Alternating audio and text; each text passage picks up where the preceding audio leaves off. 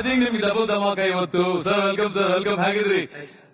ಒಂದೊಂದು ನಿಜ, ವಿಷ್ಣು ಸರ್ ನಮ್ಮ ಒಟ್ಟಿಗೆ ಇಲ್ಲ ಅಂದ್ರೆ ಅದು ಸುಳ್ಳು, ಇದ್ದಾರೆ. ಯಾಕಂತಂದ್ರೆ ನೋಡಿ, ಪ್ರತಿಯೊಬ್ಬರಲ್ಲಿ ಇನ್ನೊರು ಇದ್ದೇ ಇರ್ತಾರೆ. ಅಂದ್ರೆ 100 ವರ್ಷ ಆದ್ರೂ ಕೂಡ ಇಂಥ ವೇದಿಕೆ ಮೇಲೆ ವಿಷ್ಣು ಸರ್ ಈ ತರ ಬರ್ತಾರೆ. Sir thank you so much. ಹೇಳಿ ಸರ್, ಅದೀಗ ಎಷ್ಟು ಖುಷಿ ಆಗ್ತಿದೆ ನಿಮ್ಗೆ? ಏನಕ್ಕೆ ಈ ತರ ವಿಷ್ಣು ಸರ್ ತರ ನೀವು ಡ್ರೆಸ್ ಮಾಡ್ಕೊಂಡು ಎಷ್ಟು ವರ್ಷದಿಂದ ಮಾಡ್ತಾ ಇದ್ದೀರಿ?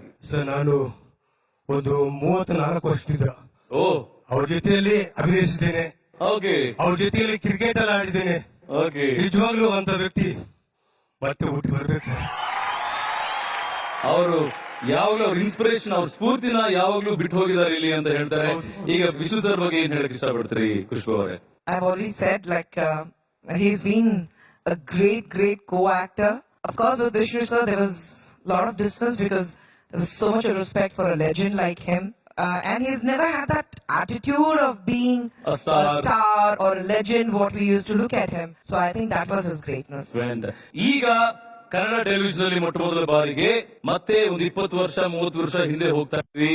ಅಫ್ಕೋರ್ಸ್ ನಮ್ಮ ವಿಷ್ಣುವರ್ಧನ್, ನಮ್ಮ ವಿಷ್ಣು ದಾದ ಅವ್ರ ಇನ್ಸ್ಪಿರೇಷನ್ ಬಂದಿರತಕ್ಕಂತ ನಮ್ಮ ಜೂನಿಯರ್ ವಿಷ್ಣುವರ್ಧನ್ ಅವರು, ನಮ್ಮ ಕ್ರೇಜಿ ಸ್ಟಾರ್ ಇನ್ಸ್ಪಿರೇಷನ್ ಒಟ್ಟಿಗೆ ಬಂದಿರತಕ್ಕಂತ ನಮ್ಮ junior Ravi sir and the original Khushbu ಅವರು ಮಧ್ಯದಲ್ಲಿದ್ದಾರೆ. ಈಗ ಒಂದು ಬ್ಯೂಟಿಫುಲ್ ಪರ್ಫಾರ್ಮೆನ್ಸ್ ನಿಮ್ಗೋಸ್ಕರ. ಇಟ್ಸ್ ಅ ಬ್ಯೂಟಿಫುಲ್ ಮೆಮರಿಯಲ್ಲಿ ಇಟ್ಕೊಂಡ್ಬಿಡಿ. ನಮ್ಮ ಪ್ರೇಮ ಶಾಶ್ವತ,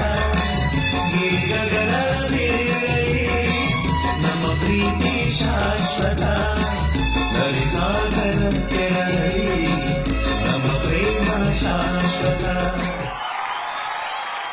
ಓ ಮೈ ಗಾಡ್, ಎಂತ ಕಾಂಬಿನೇಷನ್! ನಿಜವಾಗ್ಲೂ ಈ ಕಾಂಬಿನೇಷನ್ ಬಗ್ಗೆ ನಾನು ಚಿನ್ನಿಪ್ರಕಾಶ್ ಮಾಸ್ಟರ್ ಸರ್ ಜೊತೆ ಮಾತಾಡ್ತೀನಿ. ಯಾಕಂದ್ರೆ ಅವರು ಈ 3 ಜನ ಲೆಜೆಂಡ್ಸ್ ಗೆ ಕೊರಿಯೋಗ್ರಾಫ್ ಮಾಡಿರ್ತಕ್ಕಂಥ